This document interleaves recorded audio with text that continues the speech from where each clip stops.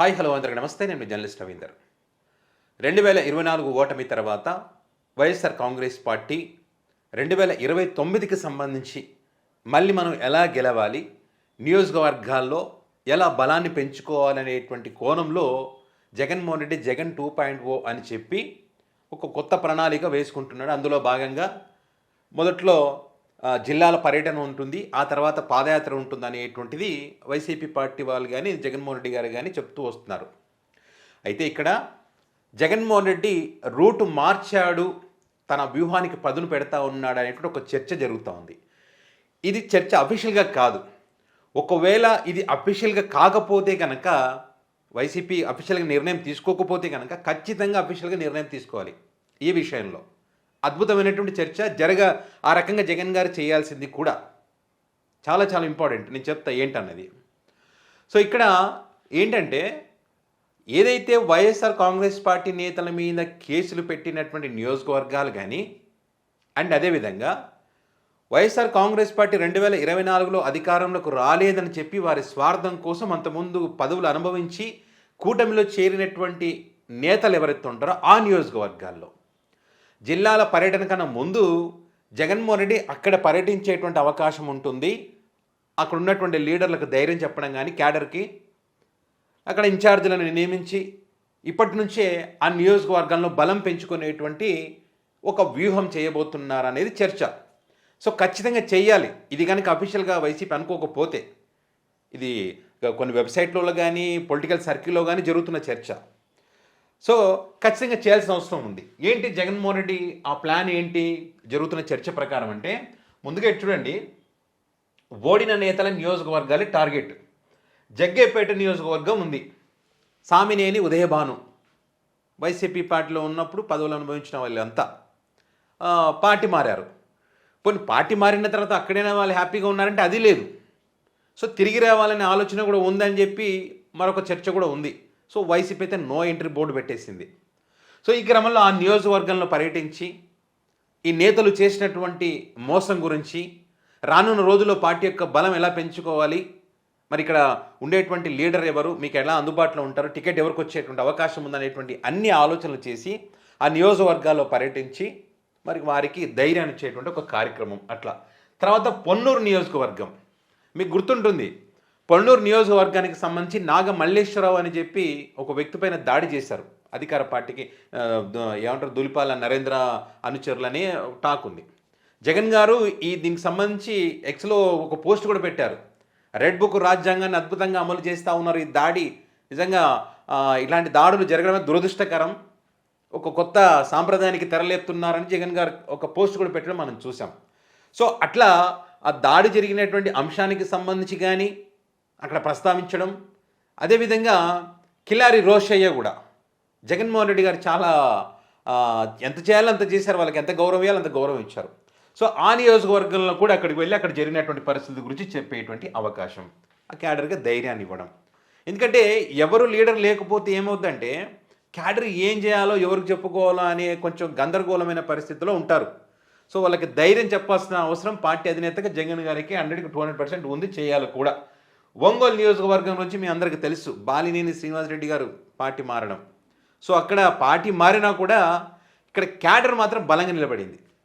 కొంతమంది బాలినేని గారిని నమ్మి పోవడం జరిగింది. బాలినేని గారి పరిస్థితే బాగాలేదు. బాలినేని గారిని నమ్ముకొని పోయిన వారి పరిస్థితి ఇంకెట్లా ఉంటుందో ఒకసారి ఆలోచన చేయండి. సో వాళ్ళంతా ఇప్పుడు అనవసరంగా ఆ కూటమిలో జనసేనలో చేరామనేటువంటి ఒక ఆలోచనలో ఉన్నారు. కాబట్టి వాళ్ళు మిగతా అంతా లీడర్లు, ఇప్పుడు ఒక ఎంపీటీసీ పోయి ఉండొచ్చు, ఒక ఎంపీపీ పోయి ఉండొచ్చు, ఒక జెడ్పీటీసీ పోయి ఉండొచ్చు, కానీ కింద ఉండే క్యాడర్ మాత్రం అట్లాగే నిలబడి ఉన్నారు. బాలినేని వెంట నడవలేదు. సో ఇది నిజం. సో కాబట్టి అక్కడ కూడా ఒక మంచి లీడర్ని ఆ నియోజకవర్గానికి పరిచయం చేసి, మరి బాలినేని తిరిగి వస్తారంటున్నారు, మరి ఇక్కడ క్యాడర్ ఏమో వద్దని చెప్తా ఉంది, మరి ఏం డిసిషన్ తీసుకుంటారో చూడాలి. కానీ అక్కడ పర్యటన చేసి ఒక క్లారిటీ కూడా వస్తుంది, అక్కడ క్యాడర్కి వస్తుంది, పార్టీ కూడా ఒక క్లారిటీ వచ్చే అవకాశం ఉంది. ఆ తర్వాత ఏలూరు నియోజకవర్గం ఆలనాని గారు కూడా అంతే, తెలుసు గతంలో ఎట్లా ఉన్నారు, ఓడిపోయిన తర్వాత ఏం జరిగిందన్న దానికి సంబంధించి. సో అక్కడ కూడా ఆ నియోజకవర్గంలో పర్యటించి అక్కడ ఉన్నటువంటి పరిస్థితులు క్యాడర్కి ధైర్యాన్ని ఇవ్వడం. భీమవరం నియోజకవర్గానికి సంబంధించి కూడా గ్రంథి శ్రీనివాస్ గతంలో పవన్ కళ్యాణ్ గారి మీద గెలిచిన వ్యక్తి, ఆ తర్వాత మరి వీళ్ళంతా ఏంటంటే పార్టీ మారిన తర్వాత మారితే మారారు, వారు ఆర్థికంగా లాభాలు అనుకోండి, వ్యాపారాలు అనుకోండి, ఏదైనా సరే. అంటే పోయిన తర్వాత ఊరికే ఉన్నారా? మళ్ళీ జగన్ మీద సెటైర్లు వేయడం, జగన్ మీద జోకులు వేయడం, వైసీపీ పార్టీ అలాంటిది ఇలాంటిది, సిద్ధాంతాలు బాగుండవు, అది బాగుండవు అని చెప్పి. మరి వీళ్ళు అప్పుడు అధికారంలో ఉన్నప్పుడు పదవులు అనుభవించినప్పుడు గుర్తుకు రాలేదా వీళ్ళందరికీ? మారిన తర్వాత అంటే అక్కడ ఎవరి కోసం మెప్పు పొందడం కోసం, ఆ మెప్పు పొంది వాళ్ళ దగ్గర పదవులు ఇస్తారనే ఆశ. ఎంత తిట్టినా ఏం చేసినా అప్పుడు అధికారంలోకి రాకముందు జగన్ని, వైసీపీలో ఉన్న వాళ్ళు జగన్ని తిడితే వాళ్ళు ప్రోత్సహించారు. ఇప్పుడు ప్రోత్సహిస్తారు వాళ్ళు? అధికారులు ఉన్నారు కదా, ప్రోత్సహించరు ఇప్పుడు. సో మీకు అన్నీ మిమ్మల్ని నమ్మించి మోసం చేశారు. సో మీకు ఇప్పుడు తత్వం బోధపడింది కానీ తిరిగి వచ్చే ఛాన్స్ లేదు. మీ రాజకీయ జీవితం సమాధి అయ్యేటువంటి పరిస్థితి.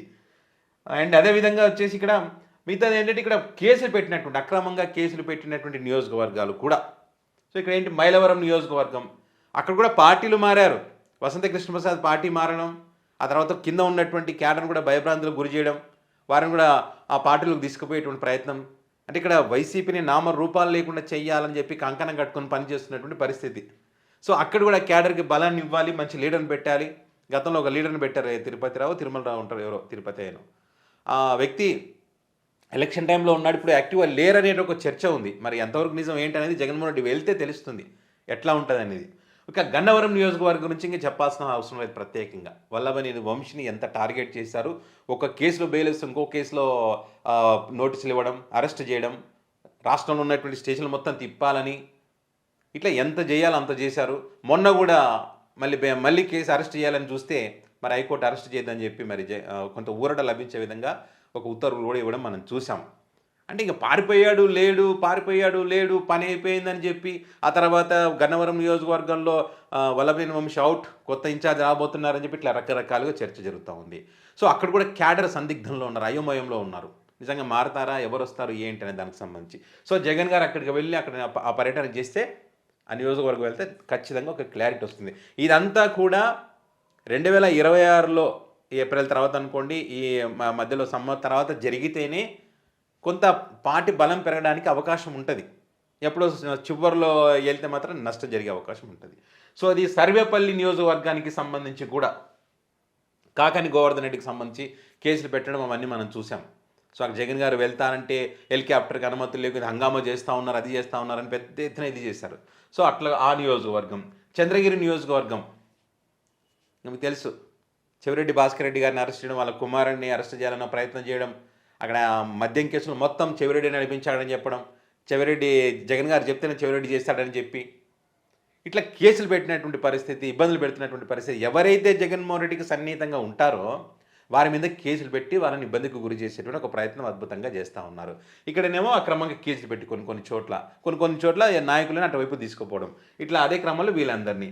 తర్వాత మాచర్ల నియోజకవర్గం, టీడీపీ పార్టీ వాళ్ళు టీడీపీ పార్టీలో ఉన్నటువంటి వాళ్ళు గొడవపడి వాళ్ళు చంపుకుంటే, ఇక్కడ రివర్స్లో పిన్నెల్లి సోదరులు ఇదంతా చేశారని చెప్పి వాళ్ళని జైల్లో పెట్టేటువంటి కార్యక్రమం. అక్కడ అన్ని సాక్ష్యాలు ఉన్నాయి. ఎస్పీ గారు ఆ సంఘటనకు సంబంధించి చెప్పిన సాక్ష్యాలు ఉన్నాయి. అక్కడ ఆ వెహికల్ ఎవరిది, ఆ వెహికల్ కూడా మరి ఆ ఎమ్మెల్యే గారే, టీడీపీ ఎమ్మెల్యే గారే ప్రారంభించినటువంటి ఫొటోస్ ఉన్నాయి. ఆ లీడర్లు కూడా ఎవరైతే దాడి చేసిన వాళ్ళు, హత్యగా ఉంచబడ్డ వాళ్ళంతా కూడా టీడీపీ పార్టీకి చెందిన వాళ్ళది క్లియర్గా ఉంది. వాళ్ళ పత్రికలు కూడా రాశారు వాటికి సంబంధించి. కానీ వీళ్ళని పిన్నెల్లి సోదరులు ఇరికించడం కోసం కథ ఇట్లా తిప్పారనమాట. సో ఆ ప్రాంత ప్రజలకు తెలుసు ఏమిటన్నది. సో అతిపెద్ద చర్చ అంటే మాచర్లేనే అనుకోను మొదటి నుంచి ఇప్పటివరకు కూడా. సో అక్కడ కూడా ఒక క్లారిటీ ఇవ్వాలి, వారికి ధైర్యం ఇవ్వాల్సినటువంటి అవసరం ఉంది కాబట్టి అక్కడ కూడా వెళ్ళాల్సిన అవసరం ఉంది. పెడన నియోజకవర్గం కూడా. సో ఇక పెద్ద కేసు జోగి రమేష్కి సంబంధించి వాళ్ళ సోదరులను కానీ జోగి రమేష్ని కానీ అందరిని అరెస్ట్ చేసి లోపల పెట్టి ఇదంతా కూడా చంద్రబాబు నాయుడు మీద కుట్ర చేశారని చెప్పి వాళ్ళే కల్తీ వ్యాపారం చేసి, వాళ్ళే కల్తీ లిక్కర్ చేసి బయట పెట్టినోడినే అరెస్ట్ చేసి జైల్లో పెట్టినది ప్రపంచంలో ఎక్కడున్న ఒక ఆంధ్రప్రదేశ్లో తప్ప, అది చంద్రబాబు నాయుడు గారు ముఖ్యమంత్రిగా ఉన్నప్పుడు తప్ప. ఆశ్చర్యం అనిపిస్తుంది కదా ఇవన్నీ. సో ఆ రకంగా రాష్ట్ర వ్యాప్తంగా వైసీపీ పార్టీకి సంబంధించిన నేతల మీద కేసులు పెట్టడం కానీ, పార్టీ మారినటువంటి వాళ్ళకి సంబంధించి కానీ, ఆ క్యాడర్ అయోమయ పరిస్థితులు ఉన్నటువంటి నియోజకవర్గాలు కానీ, ఇట్లా కింద స్థాయిలో ఇంకా కొంతమంది కార్యకర్తలు అద్భుతంగా పనిచేసినటువంటి కార్యకర్తలు ఉన్నారు. వాళ్ళ మీద కేసులు పెట్టినటువంటి నియోజకవర్గాలు కొన్ని ఉంటాయి, పెద్ద ఎత్తున ఇబ్బంది పెట్టినటువంటి నియోజకవర్గాలు. సో ఇట్లా ప్రతి ఒక్కరికి కూడా ధైర్యాన్ని ఇచ్చేందుకు మొదటి విడతలో ఇవన్నీ చెయ్యాలనేటువంటిది ముందుగా ఇట్లా ఇవన్నీ ఓడిన నియోజకవర్గాలు, ఆ తర్వాత అక్రమంగా కేసులు పెట్టినటువంటి నియోజకవర్గాలు తిరిగి ఆ తర్వాత జగన్ గారు ఏదైతే ప్లాన్ అనుకున్నారో దాన్ని ఇంప్లిమెంట్ చేస్తే ఖచ్చితంగా ఆ క్యాడర్లో బలం పెరుగుతుంది, వాళ్ళకు ధైర్యం ఇచ్చినట్టు అవుతుంది. లీడర్ లేకపోయినా క్యాడర్ని యాక్టివ్గా పనిచేయాలి కదా. సో ఇట్లా చాలా నియోజకవర్గాలు ఉన్నాయి. సో వాటి మీద ఫస్ట్ ఫోకస్ చేయబోతున్నారన్నది. సో ఇది బయట జరుగుతున్న చర్చ, అఫీషియల్గా అనౌన్స్ చేయలేదు. మరి ఇది అఫీషియల్గా చేయాల్సిన అవసరం ఉందనేటువంటి అభిప్రాయాలు కూడా ఎక్కువగా ఉన్నాయి. ఖచ్చితంగా అఫీషియల్గా చేయాలి కూడా. సో ఇదే విషయం. మరి దీనికి సంబంధించి మీ అభిప్రాయాన్ని కామెంట్ రూపంలో పెట్టగలరు. జగన్మోహన్ రెడ్డి గారు ఈ రకంగా మరి పర్యటన చేస్తే బాగుంటుందా, ఇంకా నియోజకవర్గాలు ఏమైనా ఉన్నాయా, ఇంకా ఈ చాలా నియోజకవర్గాలు ఉన్నాయి, ఆ నియోజకవర్గాలకు సంబంధించి నేను చెప్పినవి కాకుండా మీరేమైనా నియోజకవర్గాలు చెప్తే ఆ నియోజకవర్గాలకు సంబంధించి అక్కడ జరుగుతున్నటువంటి ఇబ్బందులు కానీ పరిస్థితులు కానీ ఏ లీడర్ ఏ రకంగా ఉన్నాడు అనేటువంటి విషయాలకు సంబంధించి కామెంట్ రూపంలో పెట్టగలరు. Thank you.